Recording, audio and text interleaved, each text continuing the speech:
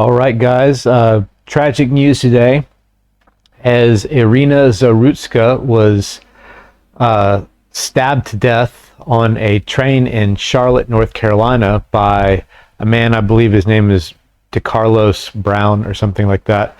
A career criminal, obviously completely criminally insane. The video actually caught apart from his crime, the video caught evidence that he's just completely out of his mind, should be in a mental institution, but we don't really have those anymore, and now people just get released from prison. And so let's look into this one a little bit deeper. Right, so Liz Wheeler here pointing this out about the media blackout, because of course the media has to black this one out because it's inconvenient, even though statistically, if you just go to the records that are kept, actually I think the FBI actually changed their policy on that, but if you can find the old records, the FBI used to keep statistics that shows statistically white people commit the fewest crimes. It's just a statistical fact. White people commit the fewest crimes, and black people commit a lot more. And even though they're a significantly smaller percentage of the U.S. population, they commit more crimes. It's just right there in the statistics, and it's not racist to just point out what statistics say. So here's what Liz Wheeler pointed out. George Floyd, 5,897 articles, I'm assuming. Trayvon Martin, 1,190. Kilmar Abrego Garcia, 56. Daniel Penny, 100. Iryna Zarutska, 0. New York Times is propaganda. Yeah. I think I might have this somewhere else, but yeah, the guy had been arrested. The system, it's also the result of a badly failed system. The guy had been arrested 14 times, and here are all of his different mug shots of all of his prior arrests and everything. They almost look the same in all of them, except for right here for whatever reason, and kind of there. But a history of crime dating back to, it seems, 2011, but we'll get into that a little bit more. I don't think there was anything. I don't think there was anything else that I needed right here. No, we'll get off that. And so here's the latest judge. His name was Decarlos Brown. Here's the latest judge, Teresa Stokes, that let him go. She let career criminal Decarlos Brown Jr. out of jail on a written promise he would appear in court. Decarlos then murdered Iryna Zarutska. No words. I agree. Let's see here. That was that. Right, so Wikipedia is erasing Iryna Zarutska. She was 23, stabbed to death on a Charlotte train by a man with 14 prior arrests. The system kept turning him loose, and she ended up dead. Now, instead of confronting that failure, the media stays quiet, and Wikipedia tries to scrub her name because it's inconvenient for the narrative to point out black on white crime. And furthermore, Iryna Zarutska was an actual war refugee, a real refugee from Ukraine, escaping the war there, came to America, and she just gets murdered here by Decarlos Brown. It is deliberate censorship. They would rather delete her existence than admit the system killed her or led to the failure that failed, which led to her death. So next one here. Right, so on this one, let me see. I'm not going to play. I should have. Yeah, the volume is off. I'm going to lower this a little bit so that YouTube doesn't do anything. this is the video. It captures this guy's clear insanity, like just cuckoo, belongs in a mental ward before he does the crime. I mean, he's basically just sitting there having an episode, and then he does the deed. This obviously, it's still disturbing, but it obviously does not show the murder apart from there's a trail of blood. But for some people have a problem even seeing that. So just, warning. But the main reason I want to show the video is just the episode this guy's having. It's just like, one look at the guy and it's like he should not be on the streets. But it would be one thing if he had never committed a crime, but the system had the chance to scoop this guy up and maybe even get him in the right place, 14 previous times, and he's just loose, and here he is. So here we go. Right, so there he is, and you can't really see there that he's having an episode, but there it is. There he is. He's just talking to himself, having a complete episode. He's sitting there basically on a train, like mumbling to himself.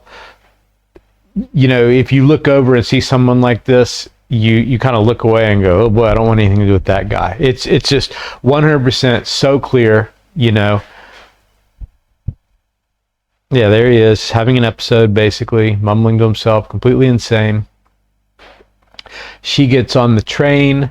God, just imagine if she had taken one look before looking at her phone and said, maybe I'll sit somewhere else. Unbelievable. She was so beautiful, too. Really beautiful. Actual refugee. Thought she would be safe coming to the United States. There's the knife. Obviously, and boom, and then the next thing the whole video is like really disturbing. Next thing you know, there he is walking up and down the train, dribbling blood all over the place because he stabbed her right in the jugular, and people are sort of like, oh, there's blood on the floor. Yeah, we all just sidestep that. Okay, it's the whole thing. I mean, you could teach like a college course on this video. Like, where is the empathy in society that the train? Oh, just step around that. The train hasn't broken into a. Okay, we'll stop it there. Where's the empathy in society? The train hasn't broken into a panic yet or anything. So here's the priors on Decarlos Brown. 2011, first degree murder charge. This was not his first murder. He was charged with it before anyway. Arrested on serious felony charge, details sparse, but part of early violent history. Released after charge was dropped per court records. Felony larceny, multiple instances. So there's a list here that all go 2011 to 2020, thereabouts, because he served time. So felony larceny, multiple instances. Armed robbery, primary conviction, 2015. Breaking and entering, 2011 and 2020. Shoplifting, misdemeanor, 2011, 2020. The reason these all say 2011, 2020, I'll get to that in a second. Communicating threats, 2011 to 25. And so the reason they all say that is that it's here we go. Repeated theft offenses, served prison time as part of cumulative sentences released upon completion of approximately 5-year term for related armed robbery in 2020. So he did serve time, from 2011 to 2020 on cumulative sentences, which is all these things here.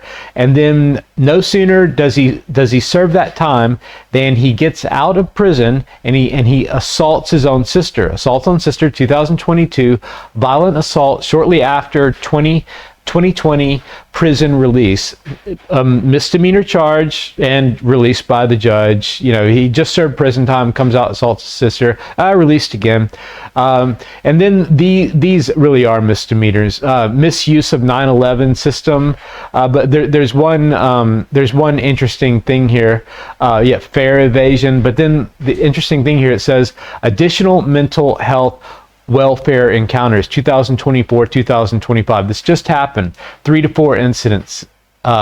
Non-criminal police interactions via crisis response team for erratic behavior. Referred to resources but no arrest. Released without detention as no crime committed. Highlighted systemic gaps in involuntary commitment. And then down here, these are the judges. There was Magistrate Teresa Stokes, who I already showed, and then there was also Judge Roy Wiggins. It doesn't seem like, unless I'm reading it wrong, it doesn't seem like he did anything really bad. It says in July 2025, ordered a forensic evaluation for Brown's mental competency in the same 9/11 misuse case after his public defender raised concerns. The evaluation was not conducted, failure of the system again, due to resource shortages, allowing Brown to remain free unsupervised. Wiggins later denied bond for the murder charge on August 29th, 2025, citing Brown's criminal history. And then there were unnamed judges and magistrates, multiple, 12 references.